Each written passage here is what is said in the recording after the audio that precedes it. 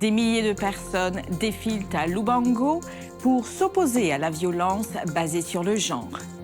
Et un hôpital adventiste en Malaisie se classe parmi les meilleurs hôpitaux privés d'Asie.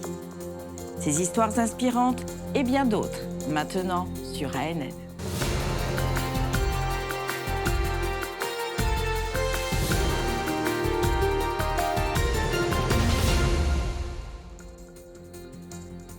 Bonjour et bienvenue sur ANN. Aujourd'hui, nous commençons par une histoire puissante de foi, d'unité et de lutte pour la justice. À Lubango, en Angola, des milliers de femmes adventistes se sont unies pour marcher contre la violence et défendre les valeurs enseignées dans la Bible. Inspirées par l'amour du Christ, ces femmes se sont mobilisées pour exiger plus de sécurité et de justice dans leur communauté. Lubango, la capitale de la province de Huila, a été le théâtre de la plus grande marche civique de femmes de l'histoire de la ville. Environ 3000 femmes adventistes du 7e jour ont envahi les rues en signe de protestation contre la violence basée sur le genre.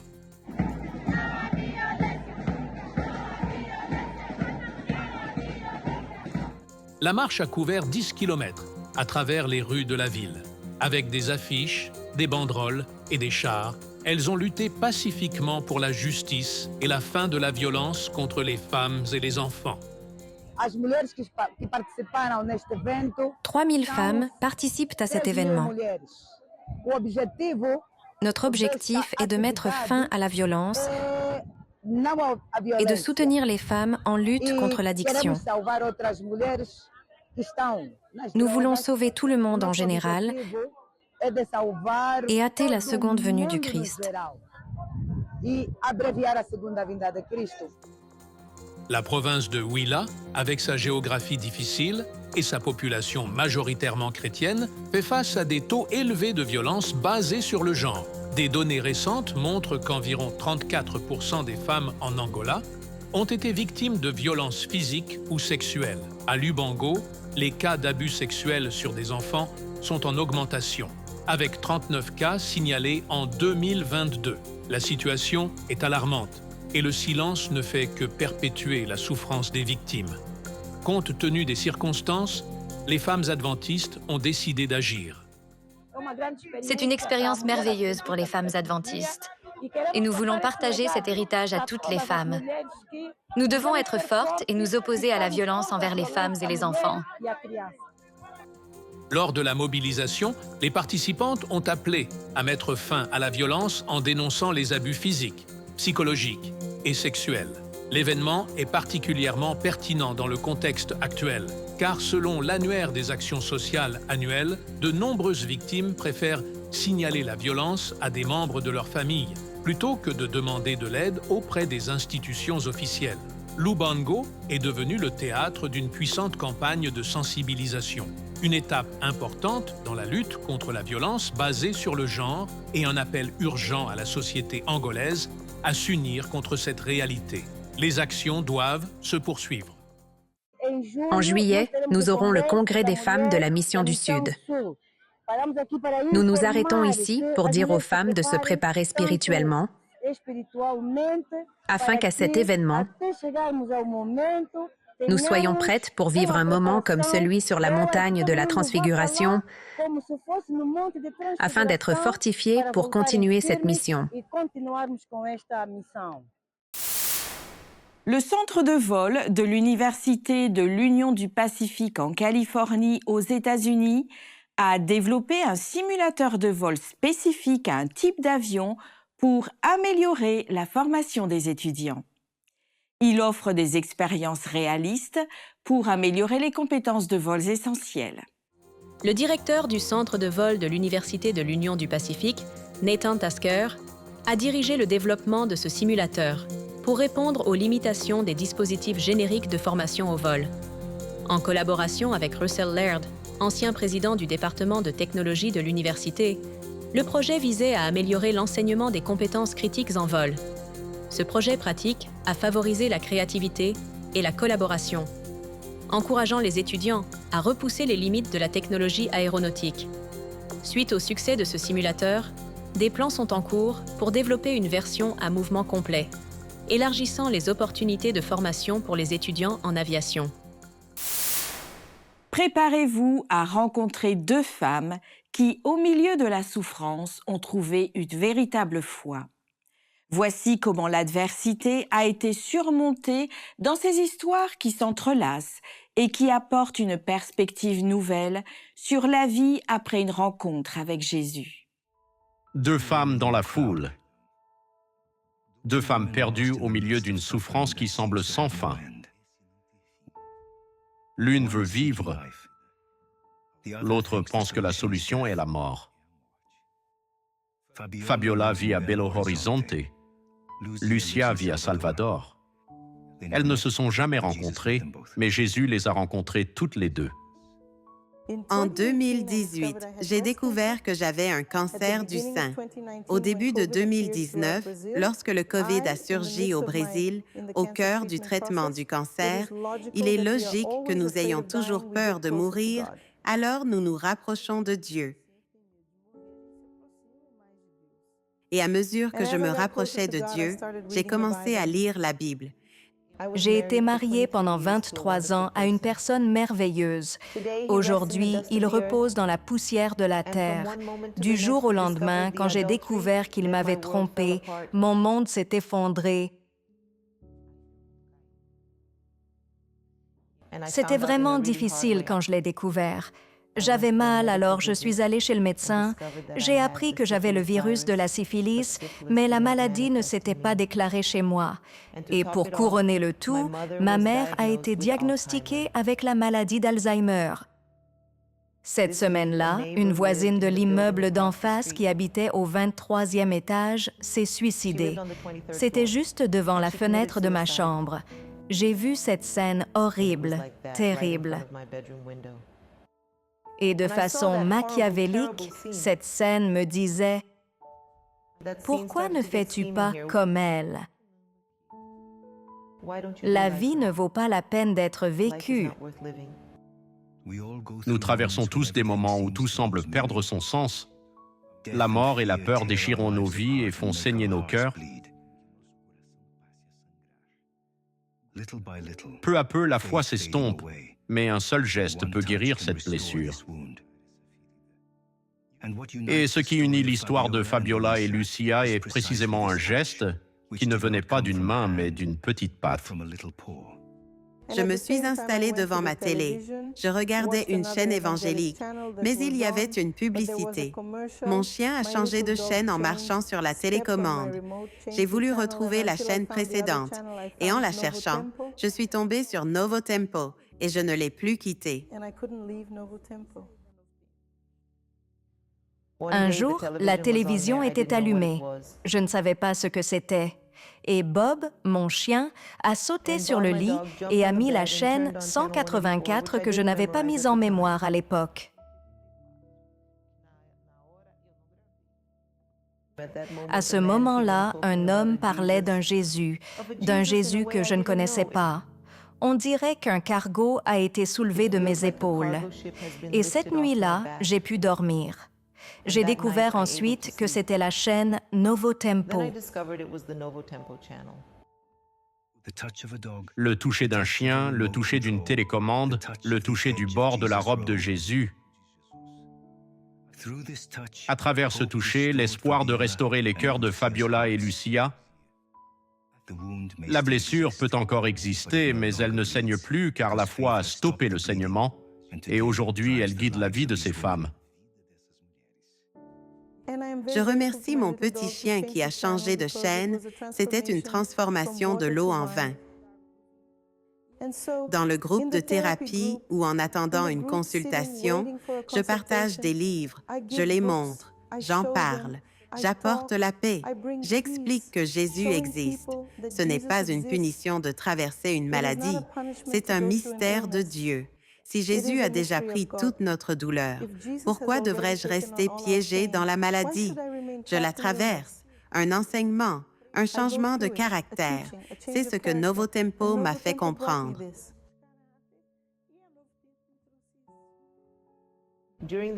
Pendant tout le programme, un autre programme a commencé dans lequel le présentateur parlait de son expérience et de sa dépression.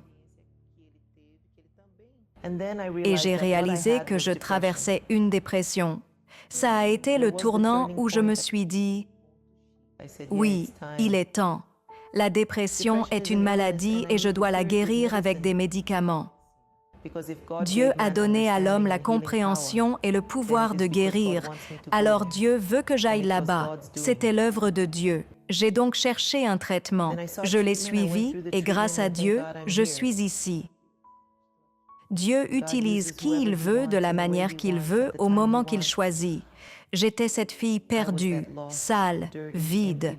Dieu a utilisé un être irrationnel, mon chien, pour me dire « Ma fille, je suis là ».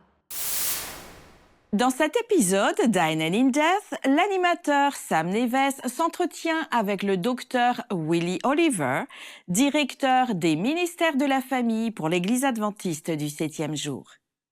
Ensemble, ils explorent la réponse de l'Église à l'attirance pour le même sexe, à l'identité et au rôle de la grâce de Dieu.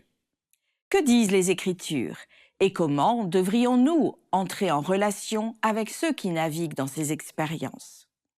Rejoignez-nous pour mettre en lumière les points clés de leur conversation. L'Église adventiste du 7e jour croit en Jésus et en sa grâce salvatrice.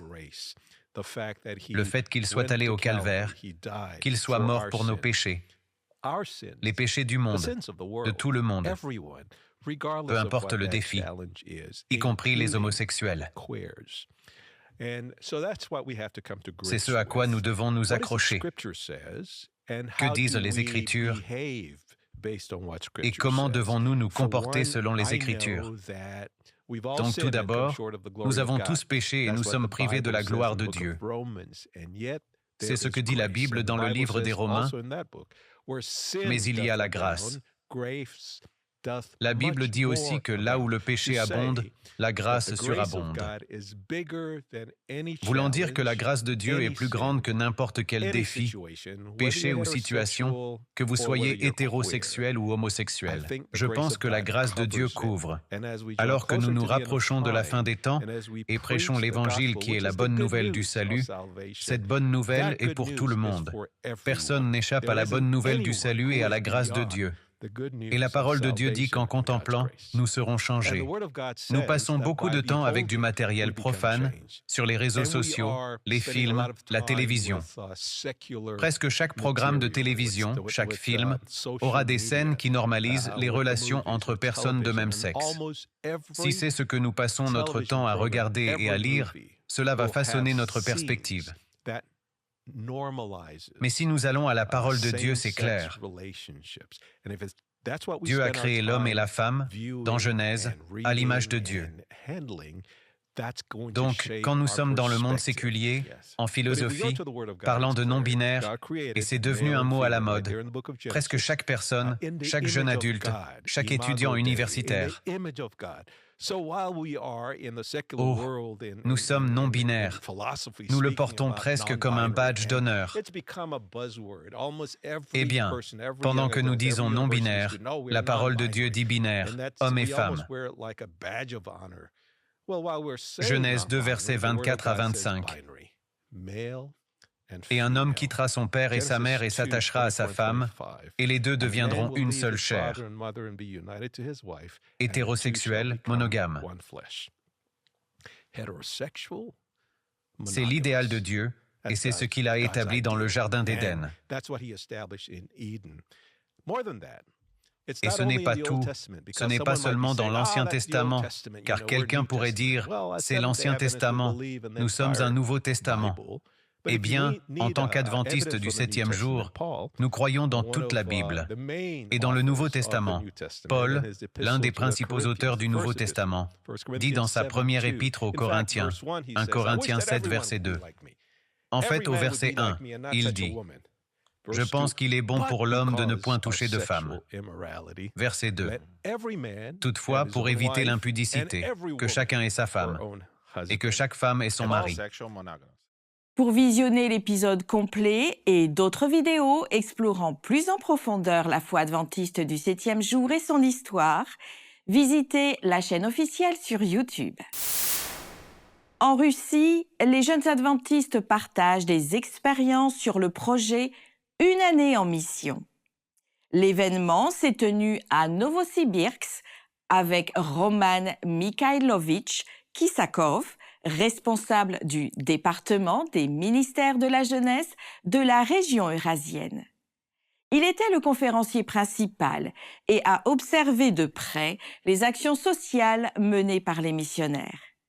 Kisakov a également rencontré les bénévoles, écouté leurs défis et réalisations et a proposé des conseils sur la manière de renforcer le ministère en soulignant l'importance du travail d'équipe et de l'engagement au service chrétien. Le projet Une année en mission continue d'inspirer les jeunes à s'impliquer activement dans le travail de Dieu pour impacter les communautés avec le message d'espoir en Jésus. L'hôpital adventiste de Penang est reconnu parmi les meilleurs hôpitaux privés d'Asie pour 2025. L'hôpital adventiste de Penang, en Malaisie, célèbre son centenaire avec une réalisation significative. Il a été élu l'un des meilleurs hôpitaux privés d'Asie pour 2025 par Newsweek, l'un des principaux magazines d'actualités au monde, en partenariat avec Statista, une entreprise de recherche mondiale. Cette reconnaissance met en avant l'excellence de l'hôpital en matière de soins médicaux spécialisés, y compris les chirurgies orthopédiques, ophtalmiques et de l'épaule. Avec 100 ans d'histoire, l'hôpital se distingue par sa technologie avancée et son expertise médicale. Il s'engage également dans une approche holistique de la santé, prenant soin du bien-être physique, mental et spirituel des patients, en accord avec les principes de l'Église adventiste du 7e jour. Célébrant ce jalon historique, l'hôpital se prépare pour l'avenir avec la construction d'une nouvelle tour de 19 étages qui augmentera sa capacité et fournira plus de ressources pour répondre aux besoins croissants en matière de santé de la région. Cette expansion promet de continuer la tradition de fournir des soins de première qualité tout en honorant son engagement envers la communauté. Lors de la cérémonie de lancement du Club des ministères de la jeunesse adventiste à l'Église adventiste du 7e jour de Melton, sur le thème « Recentrer et faire une différence dans ma communauté », les jeunes ont été mis au défi d'être des agents de changement. Les dirigeants ont souligné la loyauté envers Dieu et le rôle des jeunes en tant qu'influence positive. Ils ont également mis en avant l'importance du ministère de la jeunesse et l'engagement requis pour le leadership et le service envers Dieu. Cet événement a rassemblé plus de 100 jeunes et 30 membres de l'équipe et s'est conclu par une cérémonie d'engagement encourageant les participants à s'impliquer activement, à servir Dieu et leur communauté. Des milliers de jeunes explorateurs, âgés de 10 à 15 ans, du territoire du sud de l'Asie et du Pacifique, se sont rassemblés au Camporé régional des explorateurs au Mountain View College, aux Philippines, pour compléter une copie manuscrite de l'Ancien Testament. À la station d'écriture de la Bible, mise en place dans le cadre des activités de l'événement, des participants ont transcrit les Écritures de la Genèse à Malachie. Ce projet, aligné sur le thème du camp « Reconstruire l'autel », visait à promouvoir la discipline et l'engagement chez les jeunes. Le dernier jour, le manuscrit achevé a été remis à Roger Caderma, président de la division, et sera préservé au Centre du patrimoine adventiste. Les dirigeants régionaux ont loué les jeunes d'avoir intériorisé la parole de Dieu et ont souligné son importance en tant qu'héritage de foi. Le Nouveau Testament devrait être achevé lors du prochain Camporé régional en Thaïlande en 2027, qui aura pour thème « Courir la course », inspiré par Hébreux 12, versets 1 et 2 et la vie de l'apôtre Paul. Les coordinateurs ont encouragé des prières ferventes pour la prochaine phase de cette entreprise historique. Nous nous dirigeons vers le Kansas, aux États-Unis, où Advent Health Ottawa et la Fondation Advent Health Ottawa, en partenariat avec l'organisation à but non lucratif Shoes That Fit, ont fourni de nouvelles chaussures de sport et des chaussettes à plus de 1500 élèves du comté de Franklin. Cela marque la 2e année consécutive de l'initiative dans 7 écoles élémentaires. Lors du lancement de l'événement soutenu par des bénévoles et des leaders communautaires à l'école élémentaire de Wellsville, plus de 300 élèves ont reçu des chaussures, des chaussettes et un petit déjeuner. Les organisateurs ont souligné l'impact du programme, notant que des chaussures appropriées renforcent l'estime de soi, la fréquentation scolaire et la participation aux activités physiques. Avec un enfant sur 3 aux États-Unis vivant dans des familles à faible revenu, le programme vise à créer un environnement scolaire inclusif et solidaire, alors que l'un des signes les plus visibles de la pauvreté est la qualité des chaussures. Un programme spécial pour les parents et les enfants en situation de handicap a été organisé au sein de la 3e communauté adventiste de Vítzbek en Biélorussie et a accueilli environ 120 invités. Durant ce programme, le message de la naissance de Jésus-Christ et des musiques spirituelles ont été partagés.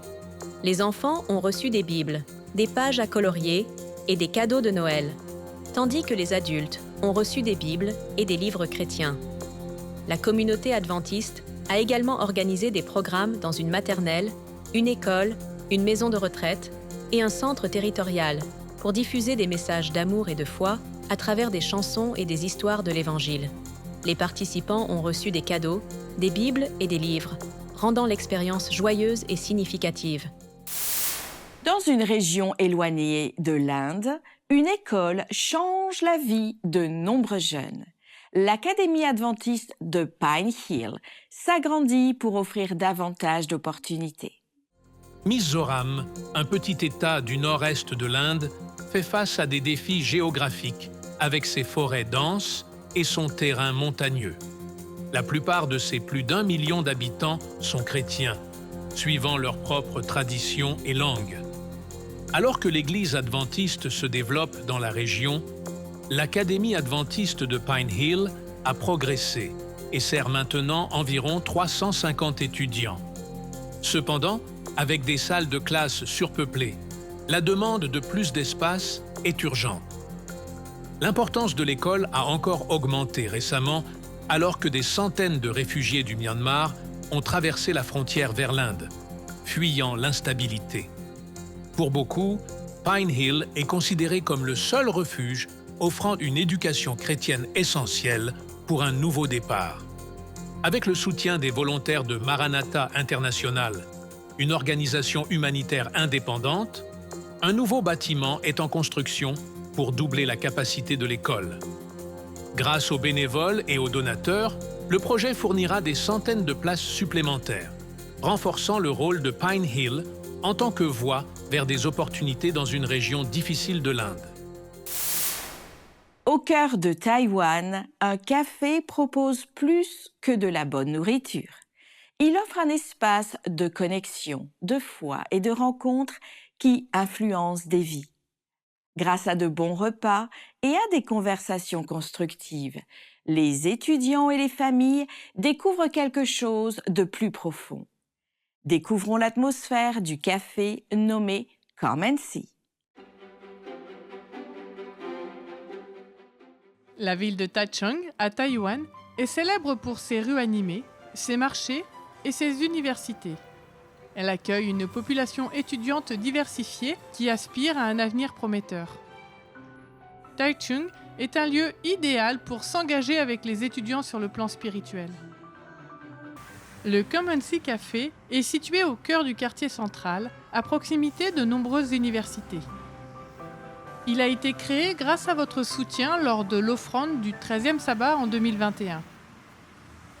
Le café est un lieu où les gens peuvent se connecter, explorer la spiritualité et trouver un sens dans la communauté.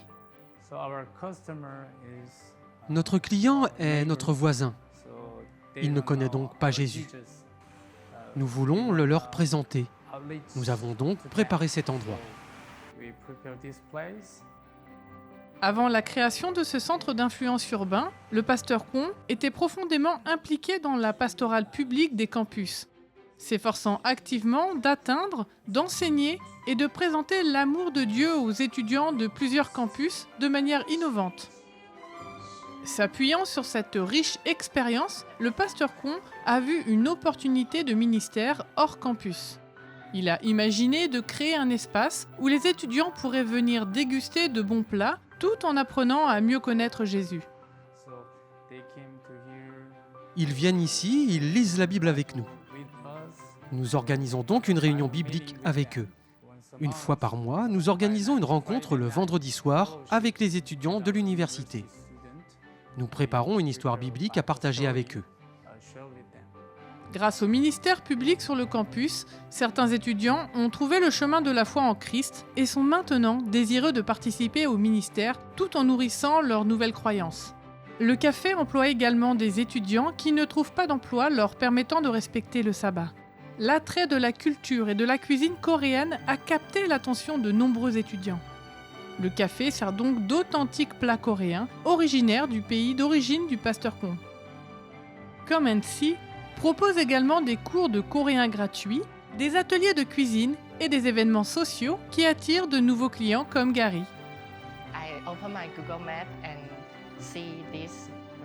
J'ai ouvert ma carte Google et j'ai vu ce restaurant. Et le commentaire ci-dessous est très bon. Je lis que la nourriture y est bonne et que l'environnement permet aux gens de se sentir à l'aise. Je pense donc que c'est la raison pour laquelle je suis venu ici. Depuis sa création en août 2022, la réputation du café Come and See s'est étendue au-delà de la population étudiante. Les familles qui s'y rendent y trouvent également l'occasion de découvrir le Christ grâce à des livres soigneusement sélectionnés dans le restaurant.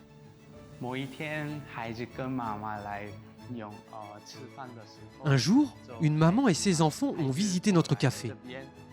Les enfants ont repéré un livre, des amis de la Bible, sur l'étagère et ont commencé à le feuilleter. Tout en feuilletant le livre, elle a dégusté les délices culinaires de notre café. Lorsqu'ils sont partis, la maman était très heureuse. Ils ont commencé à se rendre régulièrement dans notre café pour continuer à lire le livre des amis de la Bible.